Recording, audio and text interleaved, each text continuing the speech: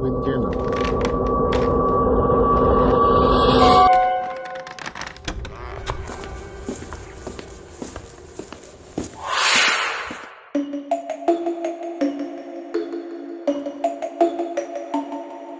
This happened on Halloween night in 2019.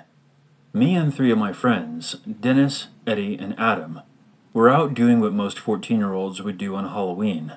Get as much candy as possible. Afterward, we hung out at the bowling alley and played a few games there.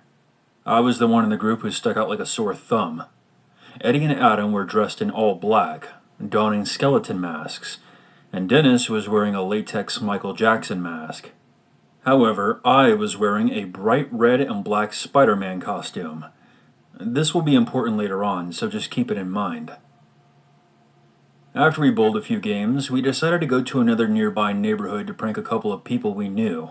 Not anything dangerous, we would just knock on their door and scare them. However, when we approached the first house, this is where things took a turn for the worst. We rang the doorbell and waited for an answer.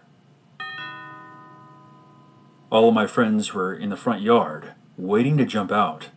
I was crouched below the fence by the pathway that led to the street. A car then pulls up across from me, with its windows down. I noticed 2 men in the vehicle. One was a skinny guy, and the other was much larger and more intimidating.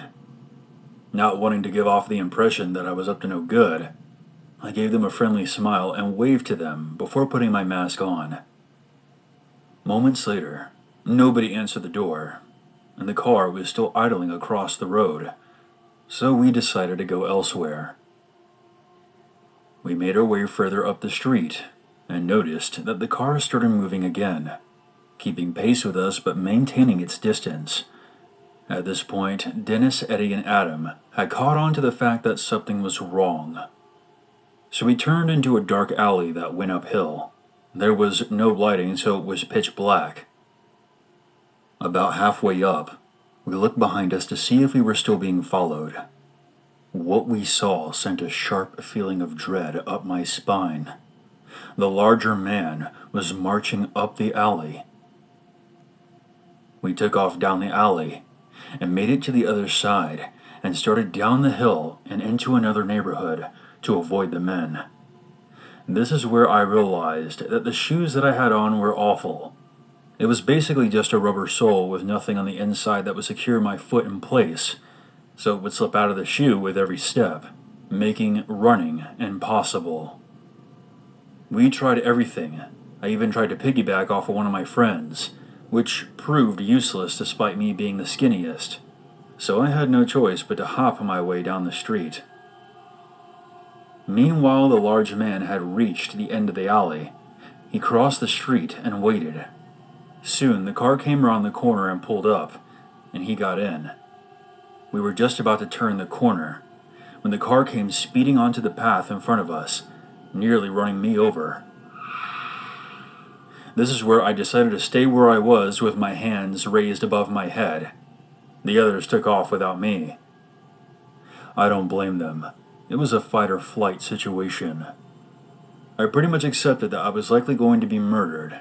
The large man then got out of the car and started yelling, "Get your fucking friends back here now!" The skinny guy still in the car had already caught up with them. They eventually let us go.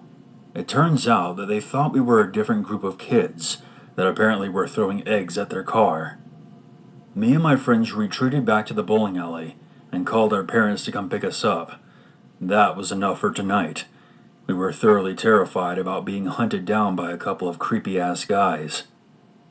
While we were waiting for them, we saw that same car pass us again, 3 more times. And even after me, Dennis, and Adam left, Eddie called us to say that he saw it pass 1 more time.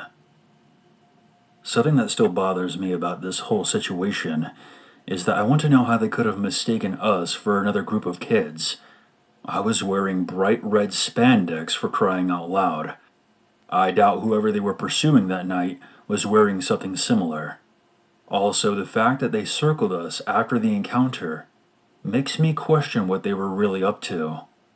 I believe that we all narrowly escaped a gruesome fate, on that Halloween night.